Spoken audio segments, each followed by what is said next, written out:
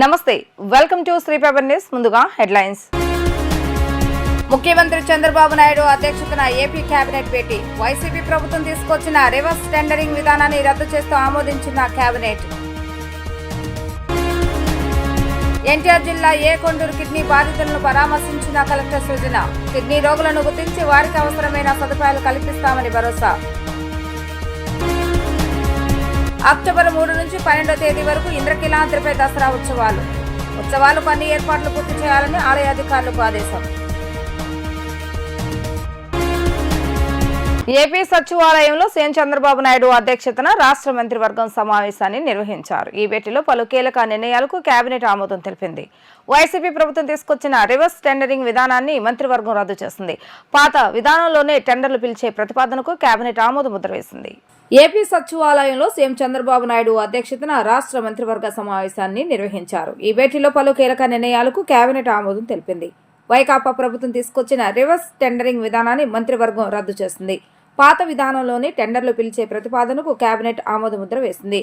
అబ్కారీ శాఖ పునర్వ్యవస్థీకరణకు green signal ఇచ్చింది. ఈ క్రమంలో స్పెషల్ ఎన్ఫోర్స్మెంట్ బ్యూరో రద్దుకు ఆమోదం తెలిపింది. పట్టాదారు పాస్ పుస్తకాలపై జగన్ ఫోటో తొలగింపు, సాగునీటి సంఘాల ఎన్నికల నిర్వహణకు అంగీకారాన్ని తెలిపింది. పోలవరం ఏడమ కాలువల పనులు పునరుద్ధరణకు మంత్రివర్గం ఆమోద ముద్ర వేసింది. ఈ పనుల్లో ప్రస్తుతం గుత్తేదారు సంస్థనే కొనసాగించేందుకు గ్రీన్ సిగ్నల్ ఇచ్చింది. వివాదాల్లోని భూముల రిజిస్ట్రేషన్ నిలిపివేతకు మంత్రివర్గం ఆమోద ముద్ర వేసింది. ఎన్టీఆర్ జిల్లాలోని కొండూరు మండలంలో 216 మంది కిడ్నీ రోగులు ఉన్నారని జిల్లా కలెక్టర్ సృజన తెలిపారు. 10 రోజుల్లో 4 మండలాల్లో కిడ్నీ వ్యాధితో బాధపడుతున్న వారిని గుర్తించేందుకు సర్వే చేపడుతున్నామని, వారిని గుర్తించి వారికి అవసరమైన త్రాగునీరు, వైద్య సదుపాయం కల్పిస్తామని కలెక్టర్ హామీ ఇచ్చారు. కొండూరు మండలంలో జిల్లా కలెక్టర్ డాక్టర్ జి సృజన పర్యటించారు. ఈ సందర్భంగా ఆమె మాట్లాడుతూ భూగర్భ జిల్లాలో మెటాలిక్ ఎలిమెంట్స్ ఎక్కువగా ఉండటం వల్ల కొండూరు మండలంలో తాగునీరు సురక్షితం కాదని చెప్పారు. కృష్ణా జలాలు కొండూరు మండలానికి సరఫరా చేయడమే శాశ్వత పరిష్కారమని అన్నారు. మండలంలోని 38 కిడ్నీ ప్రభావిత తండాల్లో గ్రౌండ్ లెవెల్ వాటర్ పరీక్షిస్తే సురక్షితం కాదని తెలిసిందన్నారు. కృష్ణా జలాలను తండాలో ట్యాంకర్ల ద్వారా సరఫరా చేస్తున్నామని, రెడ్డిగూడెం, తురూరు, గంపలగూడెం మండలాల్లో సైతం గ్రౌండ్ లెవెల్లో వాటర్ టెస్టింగ్ చేస్తున్నామని తెలిపారు. 50 కోట్లతో కృష్ణా జలాలను పూర్తి స్థాయిలో అందించేందుకు ప్రాజెక్టు పనులు జరుగుతున్నాయన్నారు. మే, జూన్ నాటికి ప్రాజెక్టు పూర్తవుతుందని చెప్పారు. ఎక్కడైతే ఇబ్బందికర పరిస్థితులు నెలకొన్నాయో సమస్యను గుర్తించి కృష్ణా జలాలు అందజేయడం జరుగుతుందని అన్నారు. 10 రోజుల్లో 4 మండలాల్లో కిడ్నీ వ్యాధితో బాధపడుతున్న వారిని గుర్తించేందుకు సర్వే చేపడుతున్నామని, కొండూరు మండలం 216 కిడ్నీ రోగులు ఉన్నారని చెప్పారు. అందులో 25 మందికి డయాలసిస్ చేయవలసిన అవసరం ఉందని అన్నారు. 4 మండలాల్లో సర్వే చేసి కిడ్నీ రోగులను గుర్తిస్తామని అన్నారు. వారికి అవసరమైన త్రాగునీరు, వైద్య సదుపాయం కల్పిస్తామని జిల్లా కలెక్టర్ హామీ ఇచ్చారు. ప్రభావిత ప్రాంతాల్లో తిరగటం జరుగుతుందండి. మనకి కొన్ని రోజులుగా కూడా ఈ విషయం పదే మన ఎదుటికి వస్తుంది. చాలా రోజులుగా కూడా ఇక్కడ ఈ ప్రాంతంలో భూగర్భ జలాలులో మెటాలిక్ ఎలిమెంట్స్ ఎక్కువ ఉండటం వల్ల అవి తాగటానికి సురక్షితమైనవి కాదు అని భావించి కూడా కృష్ణా జలాలు ఇక్కడికి పంపిణీ చేయటమే శాశ్వత పరిష్కారం అని చెప్పి మనం ప్రాజెక్ట్ తీసుకోవటం జరుగుతుందండి. కొండూరులో ఉండే 38 హ్యాబిటేషన్స్లో కూడా గ్రౌండ్ వాటర్ శాంపిల్స్ టెస్ట్ చేస్తే అవి తాగడానికి సురక్షితమైనవి కావు అని చెప్పి అక్కడ ఈ 38 హ్యాబిటేషన్స్లో కూడా 56 పాయింట్స్కి ఈరోజు మనము మంచినీరు రోజువారీ ట్యాంకర్ల ద్వారా సప్లై చేస్తున్నాము. సో కొండూరు ప్రాంతం మాత్రమే కాకుండా పక్కనే ఉండే రెడ్డిగూడెము, గంపలగూడెము, తిరువూరులో కూడా ఒకసారి టెస్టింగ్ చేయించి అన్ని హ్యాబిటేషన్స్లో గ్రౌండ్ వాటర్ శాంపిల్స్ తీసి టెస్టింగ్ చేయించి అవసరమైతే అక్కడికి కూడా ఇప్పుడు మేము సుమారుగా 50 కోట్లతో కృష్ణా జలాల్ని మేము ఇక్కడికి తీసుకొచ్చి ఇంటింటికి సప్లై చేయడానికి ప్రాజెక్టు పనులు జరుగుతున్నాయి. మే, జూన్ నాటికి అవి పూర్తి కూడా అవుతాయి. సో అది అయ్యేలోపు ఇప్పుడే ఇంకొక వారం 10 రోజుల్లో ఈ 3 మండలాల్లో కూడా చుట్టూ ఉండే 3 మండలాల్లో కూడా అసెస్ చేసి, బికాస్ ఇవి పక్కనే ఉండే మండలాలు భూగర్భ జలాలు అక్కడికి కూడా స్ప్రెడ్ అయ్యే అవకాశం ఉంది కాబట్టి అక్కడ కూడా టెస్ట్ చేసి అవసరమైతే, అంటే మా ఆర్డబ్ల్యూఎస్ వారు గంపలగూడెంలో కంప్లీట్ చేశారు అన్ని హ్యాబిటేషన్స్. అక్కడ 2 హ్యాబిటేషన్స్లో మెటాలిక్ ఎలిమెంట్స్ ఉన్నాయని కూడా గుర్తించడం జరిగింది. అదేవిధంగా రెడ్డిగూడెంలోనూ తిరువూరులో కూడా చేసి ఒకేసారి పూర్తి అంచనా వచ్చి ఈ ప్రాజెక్ట్ అయ్యేలోపు అన్ని గ్రామాలకు కూడా ఎక్కడెక్కడైతే ఇబ్బందికరమైన పరిస్థితులు ఉన్నాయో అన్ని గ్రామాలకు కూడా ఈ కృష్ణా జలాలు, సురక్షితమైన కృష్ణా జలాలు తాగునీటి కోసం సరఫరా చేసే ప్రాజెక్టు నెలకొల్పడం జరుగుతుందండి. దాంతోపాటు ఇక్కడ ఆల్రెడీ ఈ 4 మండలాల్లోనే ఉండే అందరూ కిడ్నీ వ్యాధితో బాధపడుతున్న వాళ్ళందరినీ అదే 10 రోజుల్లో అసెస్ చేసి ఇప్పుడు సుమారుగా ఈ ప్రాంతం అంటే ఏకొండూరు ఈ పిహెచ్సి పరిధిలో చూస్తే 216 మంది సీకేడి అంటే క్రానిక్ కిడ్నీ డిసీజ్తో బాధపడే వాళ్ళు, అందులో ఒక 25 మందికి డయాలసిస్ కావాల్సిన వాళ్ళు ఉన్నారు.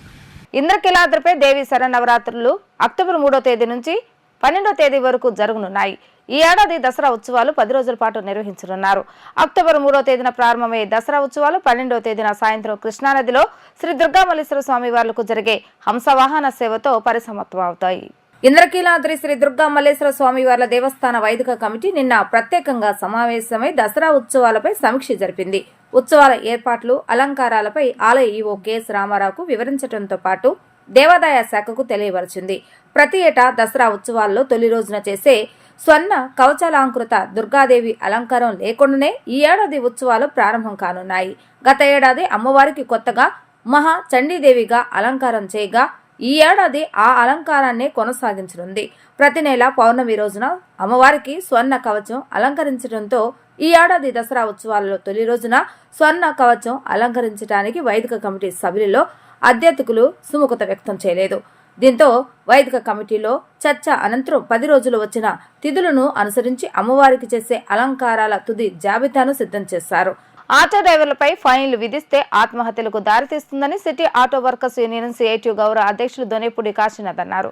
ఆటో డ్రైవర్లు స్వయం ఉపాధిని ఆర్టీఏ పోలీసులు గండి కొడుతున్నారని మండిపడ్డారు. కేంద్రం పెట్టిన జీవో 21 రాష్ట్రంలో ప్రభుత్వాలు అనుసరిస్తున్న విధానాలు ఆటో కార్మికులకు ఉరితాడులాగా మారాయని ఆయన ఆగ్రహం వ్యక్తం చేశారు. శ్రీ భవన్ లో ఏర్పాటు చేసిన విలేకరుల సమావేశంలో city auto workers union CITU గౌరవ అధ్యక్షులు దొనేపూడి కాశీనాథ్ మాట్లాడుతూ ఆటో కార్మికులు నిర్వీర్యం కావడానికి పోలీస్ రవాణా శాఖ మూలస్తంభంగా మారిందని ఆరోపించారు. విజయవాడ నగరంలో 60,000 ఆటోలు తిరుగుతున్నాయని, తప్పుడు సమాచారం అందించారని, సిటీలోకి ఆర్డీఏ అధికారులు ఆటో వదిలేశారు, డబ్బులు భారీ ఎత్తున చేతులు మారాయని ఆరోపించారు. ఆటో కార్మికుల సమస్యలను నగర సిపి దృష్టికి తీసుకువెళ్లామని స్పష్టం చేశారు.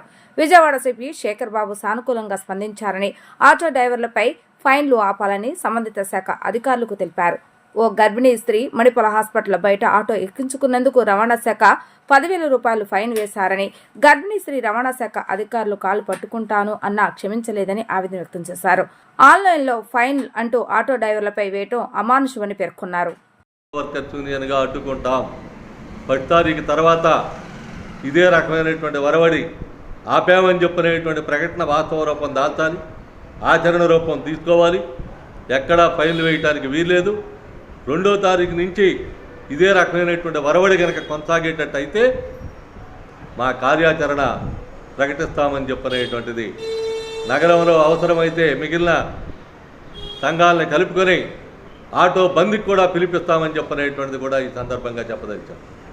అందుకని ఎప్పటికీ సానుకూలంగా స్పందించినటువంటి పోలీస్ కమిషనర్ గారికి, డిటీసీ గారికి ధన్యవాదాలు తెలియజేస్తూ ఉన్నాం.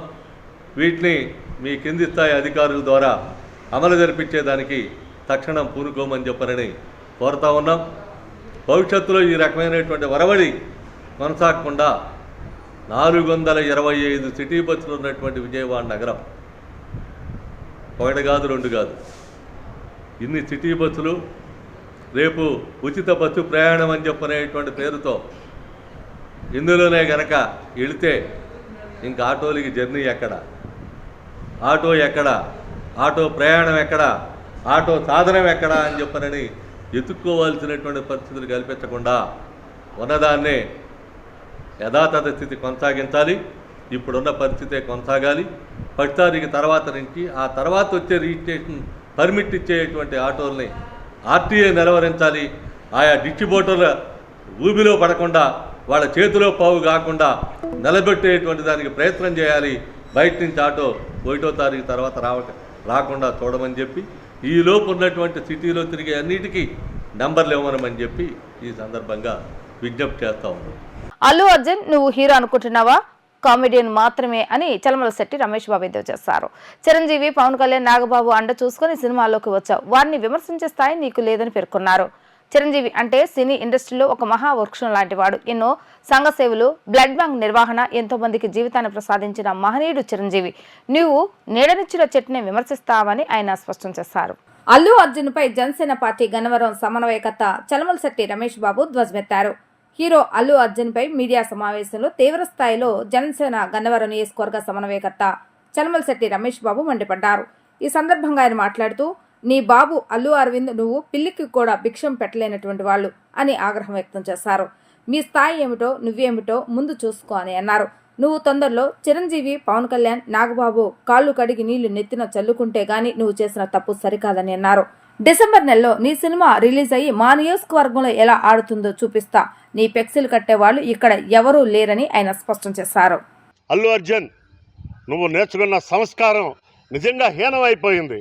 మేమందరం ఎక్కడెక్కడి నుంచో మారుమూల ప్రజలు ఆయన చూసి మేము ఆయన అడుగుజాడల్లో నడవాలి, ఆయన హావభావాలు కావాలి, ఆయన విధానాలు కావాలని చెప్పేసి అందరం పాటించుకుంటూ పచ్చని మొక్కలు నాటుకుంటున్నాం, రక్తదానాలు చేస్తున్నాం.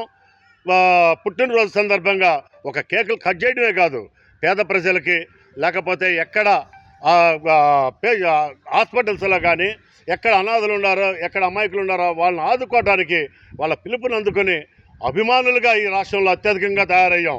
అల్లు అర్జున్, రేపు డిసెంబర్ 6వ తారీఖున నువ్వు మాట్లాడిన దానికి చిరంజీవి గారు, పవన్ కళ్యాణ్ గారు, నాగబాబు గారు వాళ్ళ కాళ్ళు కడిగి ఆ నీళ్లు పబ్లిక్గా మీడియా ముందు నెత్తిన పోసుకుంటే పోసుకో, లేకపోతే ఈ 40 గ్రామాల్లో, ఈ మండలం బాపులపాడు మండలం నుంచి హనుమాన్ జంక్షన్ నుంచి మాట్లాడుతున్నాను, ఈ 40 గ్రామాల్లో రేపు డిసెంబర్ 6వ తారీఖున నీ సినిమా రిలీజ్ చేయలేవు.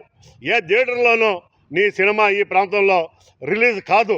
ఈ గన్నవరం నియోజకవర్గం మొత్తం కూడా నీ సినిమా రిలీజ్ అవ్వటం మాత్రం ఖచ్చితంగా అవ్వదు. ఒక్క ఫ్లెక్సీ కట్టేవాడు ఉండడు. ఇది ఛాలెంజ్ చేసి చెప్తున్నాను. డిసెంబర్ 6వ తారీఖు ఈ లోపల నువ్వు మీడియా ముందు వాళ్ళ కాళ్ళు కడిగి ఆ నీళ్ళని నువ్వు నీ నెత్తలు జింపుకుంటే నీకు ప్రక్షాళన జరుగుద్ది. అప్పుడు కూడా సహించం. దాన్ని ఏ విధంగా మార్చుకోవాలో ఆ విధంగా మార్చుకోవడానికి ట్రై చేస్తాం. కానీ నువ్వు చేసిన తప్పు, చిరస్థాయిగా చేసిన తప్పు చేసేసావు. ఇప్పటికైనా సరే నువ్వు నిర్ణయం తీసుకో. అల్లు అర్జున్, నువ్వు ఒక కామెడీ యాక్టర్వి. నువ్వేదో హీరో అని అనుకుంటున్నావేమో, నువ్వు ఒక కామెడీ యాక్టర్లాగా కనబడుతున్నావు.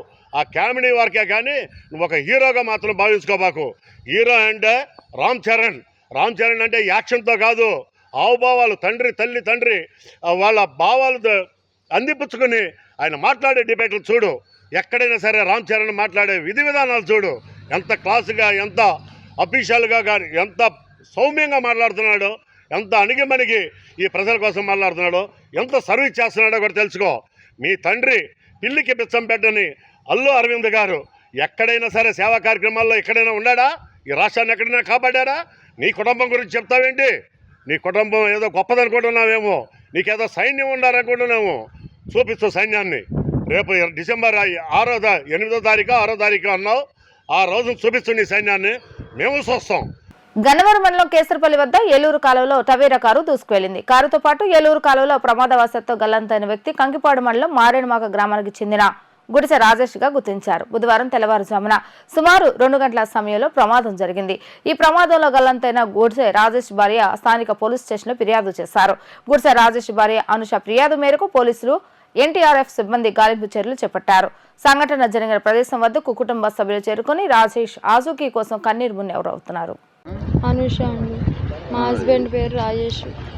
ఏం జరిగిందమ్మా? నిన్న మార్నింగ్ 5కి కిరాయికి వెళ్ళాడండి, మంగళగిరి అని. ఇంకా మార్నింగ్ వెళ్ళినాక 11:40కి నేను కాల్ చేసా, తిన్నావా అని. అంటే తిన్నాను, నాది ఫోన్ ఛార్జింగ్ అయిపోద్ది, స్విచ్ ఆఫ్ అయితే కంగారు పడబాకు, కేబుల్ పని చేయట్లే కారులో, నువ్వు గబాలను కంగారు పడి అట్ట ఇట్ట అనబాకు అని అన్నాడు. సర్లే అయితే అని ఫోన్ పెట్టేసినాక ముందు తిని పడుకో, ట్యాబ్లెట్లు వేసుకొని అన్నాడు. అన్న తర్వాత సర్లే నేను ట్యాబ్లెట్లు వేసుకొని మా అమ్మ వాళ్ళు వీళ్ళందరూ అంటే కూర్చున్నా. ఇంకా 5:30కి లేచి చూసి ఫోన్ చేస్తే స్విచ్ ఆఫ్ అని వస్తుంది. ఏమన్నా అంటే విజయవాడ కిరాయి ఒకటి వచ్చింది సాయంత్రం, ఒక లేటుగా రావచ్చు అన్నాడు. నేను చేసినప్పుడు 5:30 చేస్తే స్విచ్ ఆఫ్ అని వస్తుంది. ఇంకా అప్పటి నుంచి స్విచ్ ఆఫ్ అని వస్తుంది. సర్లే ఒకళ్ళు ఛార్జింగ్ లేక ఆగిందేమోలే అనుకున్నా. తీరా నాకు 10:30 ఆ టైంకి మళ్ళీ చేసినా మళ్ళీ అలాగే వస్తుంది. ఏంటి ఇలా వస్తుందని నాకు కంగారు గుట్టి అయినా నాకు బాగా పడుకున్నా. 1:30కి మెలకువ వచ్చి మళ్ళీ చేస్తే స్విచ్ ఆఫ్ వస్తుంది. ఒకవేళ లేట్ అయిందేమో వస్తాడులే అనుకున్నా. 2ంటికి లేచి నాకేంటో ఆలాపనగా ఉండి లెగిస్తే తలుపు తీసి చూస్తే రాలా. సరే మళ్ళీ పడుకున్నా. 8:45కి మా ఊరు అతను ఫోన్ చేశాడు. ఇట్లా కాలువలో కారు ఉందక్క, మందేనా, నెంబరు ఎంత ఇదని చేశాడు. మా ఆయన నెంబరే కనిపిస్తుంది. నెంబర్ ఎంత అంటే 63 మా ఆయన నెంబర్ చెప్పినాక ఇంక వెంటనే ఇక్కడ రావడం, కారు మాదే అయింది. అది పైకి కుక్కలేనితో లాగడం, కంప్లైంట్ ఇచ్చాం. అయితే డోర్ అది ఓపెన్ అయ్యే ఉంది. మరి ఎక్కడన్నా ఉన్నాడో లేదా కొట్టుకెళ్ళాడో అన్నది పోలీసులు చూస్తామన్నారు. 2 పాప బాబు. కారు మ్యారేజ్ అయ్యింది, 15 years అవుతుంది. తణుకు అన్న క్యాంటీన్లో ప్లేట్ల అంశంపై వైసీపీ అనుకూల మీడియా విష ప్రచారం చేస్తుందని పార్లమెంట్ సభ్యురాలు బైరెడ్డి సబ్రి ఆగ్రహం వ్యక్తం చేశారు. చేతులు కడే సింకులో తినే ప్లేట్లు పడేసింది వైసీపీ మోకులేనని అన్నారు. విష ప్రచారం చేసేందుకే సైకో బ్యాచ్ ఈ పని చేస్తుందని ఆగ్రహం వ్యక్తం చేశారు. చేతులు కడిగే స్థలంలో వైసీపీ మోకలు అన్నం ప్లేట్లు వేసి వీడియో తీశారన్నారు. జగన్ 5 ఏళ్ల పరిపాలనలో రాష్ట్రాన్ని లూటీ చేశారని తెలిపారు. అన్నా క్యాంటీన్లపై జగన్ విషం చెమ్మటం కొనసాగిస్తూనే ఉన్నారంటూ తీవ్రస్థాయిలో విరుచుకుపడ్డారు. టీడీపీ కేంద్ర కార్యాలయంలో ఏర్పాటు చేసిన విలేకరుల సమావేశంలో పార్లమెంట్ సభ్యురాలు బైరెడ్డి సబరి మాట్లాడుతూ వైఎస్ఆర్సీపీ ఫేక్ ప్రచారాలకు పరిమితమైన పార్టీ అని నంద్యాల ఎంపీ బైరెడ్డి సబరి విమర్శించారు. సాక్షి మీడియాలో వచ్చిన తప్పుడు వార్తలే తమ కొంపు ముంచాయని వారు గ్రహించడం లేదని అన్నారు. ఇక ఆ పత్రిక అసత్యమే జయతే అనే క్యాప్షన్ను పెట్టుకుంటే మంచిదని హితవు పలికారు. కుక్కతొక్క వంకర అనే రీతిలోనే జగన్ బుద్ధి మారటం లేదని మండిపడ్డారు. అసత్య ప్రచారాలతో మాజీ ముఖ్యమంత్రి పార్ట్ టైం పొలిటీషియన్గా మారారని ఎద్దేవా చేశారు. ఈసారి ఆ 11 సీట్లు కూడా వద్దన్నట్లుగా ఆ పార్టీ నేతలు ప్రవర్తిస్తున్నారని సబరి ఆక్షేపించారు. కుక్కతోక వంకర కన్నా మన జగన్మోహన్ రెడ్డి గారి తోక ఇంకా వంకరగా మారినట్టుంది. మరి ఎట్లా అయిపోయిందంటే అధికారంలోకి వచ్చి 2 నెలలు అవుతుంది.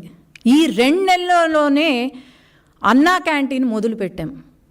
పేదవాడికి ఒక అన్నం పెట్టే అన్నా క్యాంటీన్ని కూడా వీళ్ళు కామెంట్లు చేస్తూ, శుభ్రత గురించి కామెంట్లు చేస్తూ, మరి 5 సంవత్సరాల నుండి వీళ్ళు ఏమైనా మంచి చేశారా అంటే లేదు, ఇప్పుడు మంచి చేస్తున్నారు అంటే వీళ్ళు అడ్డుపడుతున్నారు. అలాగే టీటీడీ ఏదైతే ఉందో అది తెలంగాణ వాళ్ళకి ఇచ్చేసామని చెప్పి, తిరుపతి తెలంగాణ వాళ్ళకి ఇచ్చేసామని చెప్పి, లేదంటే ఇలా అమ్మకు వందనం కార్యక్రమము ఏదైతే ఉందో ఇంకా మనం రివ్యూకి కూడా రాలేదు, రివ్యూ చేస్తున్నాము. ఇప్పుడు మీటింగ్ అందుకే జరుగుతుంది. అప్పుడే సాక్షి న్యూస్లో మరి భారతిరెడ్డి గారు ఉన్నారు. భారతిరెడ్డి గారు సాక్షి ఏమంటారు, సత్యమేవ జయతే అని రాసుకున్నారు సాక్షి న్యూస్లో. సత్యమేవ జయతే కాదు భారతిరెడ్డి గారు, అసత్యమేవ జయతే అని మీరు క్యాప్షన్ మార్చుకుంటే బాగుంటుంది. ఈరోజు సాక్షి న్యూస్ ఓపెన్ చేస్తే మనకు కనిపించేది క్యాబినెట్ మీటింగ్ ఏదైతే ఉందో టీడీపీ ఆల్రెడీ ఇది చూడండి, 16వ తేదీ ప్రతి ఒక్కరికి ఈ నోటీస్ సర్క్యులేట్ అయింది. 28వ తేదీన మనకు క్యాబినెట్ మీటింగ్ ఉంటుంది అని చెప్పి, మరి ఈరోజు ఎందుకు సాక్షిలో ఎటువంటి ఇది లేకుండా లేదు క్యాబినెట్ మీటింగ్ కావాలనే పోస్ట్పోన్ చేశారు అని లోకేష్ అన్న పైన దుష్ప్రచారాలు చేస్తున్నారంటే వీళ్లకు ఫాల్స్ ప్రచారము తప్ప ఏమీ లేదు. జగన్మోహన్ రెడ్డి గారు ఈ 5 సంవత్సరాలు చేసింది బాగానే చేశారు అని అనుకుంటున్నట్టున్నారు. మరి ఇప్పుడు ఎంతసేపు ఫేక్ ప్రచారము తప్ప పార్ట్ టైం పొలిటీషియన్గా మారిపోయారు తప్ప ఇంకేం లేదు. కాబట్టి ప్రతి ఒక్కరికి తెలుసు, ప్రజలకు ప్రతి ఒక్కరికి తెలుసు ఈ 5 సంవత్సరాల కాలం మీరు ఎలా పాలన చేశారు అనేది తెలుసు. ఈ 5 సంవత్సరాల్లో ఎంతమందికి ఉద్యోగాలు ఇచ్చారు, లేకపోతే ఎంతమందిని ఆదుకున్నారో తెలుసు. కాబట్టి అనవసరంగా దుష్ప్రచారాలు చేసి మళ్ళీ 11 సీట్లకు కూడా కాకుండా పార్టీయే లేకుండా పుట్టగతులు లేకుండా అయితే మీరు చేసుకోవద్దండి అని నా మనవి. ఏపీలో కూటమి ప్రభుత్వం కొలువు తీరి 2 నెలలు దాటింది. ఇక నామినేట్ పదవులపై తెలుగు తమ్ముళ్లు ఆశలు పెట్టుకున్నారు. పొత్తులో భాగంగా సీట్లను త్యాగం చేసిన టీడీపీ సీనియర్ నేతలు, మాజీ మంత్రులు కీలక నామినేటెడ్ పదవులు దక్కుతాయన్న ఆశతో ఉన్నారు. అయితే ప్రభుత్వంలో టీడీపీ భాగస్వామ్యంగా ఉన్న జనసేన, బీజేపీ నేతలు కూడా నామినేటెడ్ పదవుల్లో ప్రాధాన్యత కల్పించాలని కోరుతున్నారు. ఇక దీంతో నామినేటెడ్ పదవుల నియామకంలో ప్రతిష్టంభన కొనసాగుతుంది. సాగుతుంది. ఈ తరుణంలో బీజేపీ కీలక నేతలు మంగళవారం టీడీపీ అధినేత సీఎం చంద్రబాబు నాయుడుతో భేటీ కావడం ప్రాధాన్యతను సంతరించుకుంది. సీఎం చంద్రబాబు నాయుడుతో బీజేపీ జాతీయ సంయుక్త ప్రధాన కార్యదర్శి శివప్రకాష్, ఏపీ బీజేపీ అధ్యక్షురాలు దగ్గుపాటి పురంధేశ్వరి భేటీ అయ్యారు. తాజా రాజకీయ పరిణామాలతో పాటు కూటమిలో నెలకొన్న అంశాలపై ఈ సమావేశంలో చర్చించినట్లుగా తెలుస్తోంది. గత 5 ఏళ్ల అరాచకాలు, దోపిడీ, దౌర్జన్యాలకు అంతం పలుకుతూ ప్రజలు తీర్పునిచ్చారు. 5 ఏళ్లలో ప్రధాన కుంభకోణం లిక్కర్ స్కామ్ లో పూర్తిగా నగదు లావాదేవీలు మాత్రమే చేయడం జరిగిందని, సగానికి సగం సొమ్ము జగన్ అండుకో జేబులోకి వెళ్లిందని, అసలు సూత్రధారులపై ఇంకా ఎందుకు చర్యలు తీసుకోవటం లేదు అని కూటమి ప్రభుత్వాలు ప్రశ్నించారు. గత ప్రభుత్వం అవినీతిపై ప్రస్తుత ప్రభుత్వం అవలంబిస్తున్న తీరు పలు అనుమానాలకు తావిస్తుందన్న అభిప్రాయాన్ని వ్యక్తం చేశారు. ఈ విషయమై మంగళవారం గాంధీనగర్లోని ప్రముఖ హోటల్లో బీసీవై పార్టీ అధ్యక్షుడు బొడే రామచంద్ర యాదవ్ మీడియా సమావేశాన్ని నిర్వహించారు. ఈ సమావేశంలో ఆయన మాట్లాడుతూ గత ప్రభుత్వ అక్రమాలు అనేకం వెలుగులోకి వస్తున్నాయని అన్నారు. అనేక అంశాలపై ప్రభుత్వం శ్వేతపత్రాలు విడుదల చేస్తుందని, అయితే గత ప్రభుత్వ అవినీతిపై ప్రస్తుత ప్రభుత్వం అవలంబిస్తున్న తీరు పలు అనుమానాలకు తావిస్తుందని అన్నారు. భూ ఆక్రమణాలు, నిషేధిత భూముల రిజిస్ట్రేషన్ల తదితర భూ కుంభకోణాలపై మదనపల్లిలో 1000 ఎకరాల భూములు పెద్దిరెడ్డి వర్గం దోపిడీ చేస్తుందని అన్నారు. వాళ్లపై చర్యలు ఎందుకు తీసుకోవడం లేదో, ఎందుకు వెనకంజ వేస్తున్నారు అని ప్రశ్నించారు. 5 ఏళ్లలో ప్రధాన కుంభకోణం లిక్కర్ స్కామ్ అని, పూర్తిగా నగదు లావాదేవీలు మాత్రమే చేసి పెద్ద ఎత్తున అవకతవకలకు పాల్పడ్డారని, సగానికి సగం సొమ్ము జగన్ అండుకో జేబులోకి వెళ్లిందని, రాజా కాసిరెడ్డి మొత్తం కుంభకోణాలకు సూత్రధారి అని, అప్పుడు వైజాగ్ ఎంపీ ఎంవివి సత్యనారాయణ సహకారంతో హాంకాంగ్ లోని మకావుకు డబ్బు తరలించి అక్కడ పెట్టుబడులు పెట్టారని వివరించారు. అసలు సూత్రధారులపై ప్రస్తుత ప్రభుత్వం ఎందుకు చర్యలు తీసుకోవటం లేదని ప్రశ్నించారు. బీసీవై పార్టీ ద్వారా ప్రభుత్వం అవినీతి అక్రమాలపై పోరాటం చేస్తుందని, పారదర్శకతతోనే సుపరిపాలన సాధ్యమవుతుందని, ప్రజాశ్రేయస్ కోసం కాకుండా అవినీతి సొమ్ములో వాటాల కోసం పనిచేస్తే చరిత్రహీనులుగా మిగిలిపోతారని హెచ్చరించారు. జరుగుతున్న సాక్షాత్తు రాష్ట్ర రెవెన్యూ ప్రిన్సిపల్ సెక్రటరీ గారు మదనపల్లిలో కూర్చొని నేరుగా బాధితుల నుండి, వందలాది మంది బాధితుల నుండి ఫిర్యాదులు స్వీకరించిన ఇప్పటి వరకు ఏ ఒక్కరి మీద కనీసం ఎఫ్ఐఆర్ కూడా ఫైల్ చేయలేదు. ఏ ఒక్కరి మీద ఎటువంటి యాక్షన్ తీసుకోలేదు. అదే విధంగా ఈ భూ ఆక్రమణలకు సంబంధించి అసెంబ్లీలో ముఖ్యమంత్రి చంద్రబాబు నాయుడు గారు మాట్లాడుతూ ఉమ్మడి చిత్తూరు జిల్లాలో కేవలము 10 భూ ఆక్రమణలు మాత్రమే జరిగాయి, అది కూడా తిరుపతి, కాళహస్తి లాంటి ప్రాంతంలో జరిగాయి అని చెప్పడం చూస్తుంటే ముఖ్యమంత్రి గారికి అధికారులు తప్పుడు సలహా ఇస్తున్నారా, లేదా కావాలని ఈ విషయాలన్నీ దాస్తున్నారా అనే విషయాన్ని కూడా ఈరోజు వివరించాల్సిన బాధ్యత ప్రభుత్వానికి ఉంది. ఎందుకంటే ఒక సామాన్యుడు ఎవరైనా తనకు అన్యాయం జరిగింది, తన భూమిని లాక్కున్నారు లేదా బెదిరించి రిజిస్ట్రేషన్ చేపించుకున్నారని చెప్పి ఎవరైనా ఫిర్యాదు చేస్తే దీని మీద విచారణ జరపడానికంటే ముందు, బాధ్యులపైన చర్యలు తీసుకునే కంటే ముందు కనీసము పోలీస్ స్టేషన్ లో ఎఫ్ఐఆర్ ఫైల్ చేస్తారు. కానీ ఇన్ని 1000 ఎకరాలు ఆక్రమణ జరిగినా, అన్యాయంగా దోపిడీ జరిగినా, అదే విధంగా బాధితుల నుండి బలవంతంగా లాక్కున్నారని చెప్పి నేరుగా బాధితులు ఫిర్యాదు చేసిన ఇప్పటి వరకు దీని మీద ఏమాత్రం చర్య తీసుకోలేదంటే దీని వెనక ఏం జరుగుతోందో రాష్ట్ర ప్రజలకు వివరించాల్సిన బాధ్యత ప్రభుత్వానికి ఉంది. దీని అంతటికి కారణము ఆనాడు ప్రభుత్వంలో కీలకంగా వ్యవహరించిన మంత్రి పెద్దిరెడ్డి రామచంద్రారెడ్డి గారు, అదేవిధంగా ఎంపీ మిథున్ రెడ్డి గారు, అతని అనుచరులు అనే విషయం ఈ రాష్ట్ర ప్రజలందరికీ తెలుసు, ప్రభుత్వంలో ఉన్న వాళ్ళకి తెలుసు. వాళ్ళ మీద ఎందుకు మీరు చర్యలు తీసుకోవడానికి వెనకాడుతున్నారు అనే విషయాన్ని ఈరోజు సమాధానం చెప్పాల్సిన బాధ్యత ప్రభుత్వంలో ఉన్న వాళ్ళకు ఉందని చెప్పి ఈ సందర్భంగా నేను తెలియజేస్తున్నాను. వార్తలు ముగించే ముందు హెడ్లైన్స్ మరొకసారి. ముఖ్యమంత్రి చంద్రబాబు నాయుడు అధ్యక్షతన ఏపీ కేబినెట్ భేటీ. వైసీపీ ప్రభుత్వం తీసుకొచ్చిన రివర్స్ టెండరింగ్ విధానాన్ని రద్దు చేస్తూ ఆమోదించిన కేబినెట్. ఎన్టీఆర్ జిల్లా కొండూరు కిడ్నీ బాధితులను పరామర్శించిన కలెక్టర్ సృజన. కిడ్నీ రోగులను గుర్తించి వారికి అవసరమైన సదుపాయాలు కల్పిస్తామని భరోసా. అక్టోబర్ 3 నుంచి 12వ తేదీ వరకు ఇంద్రకీలాద్రిపై దసరా ఉత్సవాలకు అన్ని ఏర్పాట్లు పూర్తి చేయాలని ఆలయ అధికారులకు ఆదేశం. ఇవి ఈ రోజు వార్తా విశేషాలు. మరలా తిరిగి ప్రసారమైన వార్తలు మళ్ళీ కలుద్దాం. అంతవరకు సెలవు. నమస్కారం.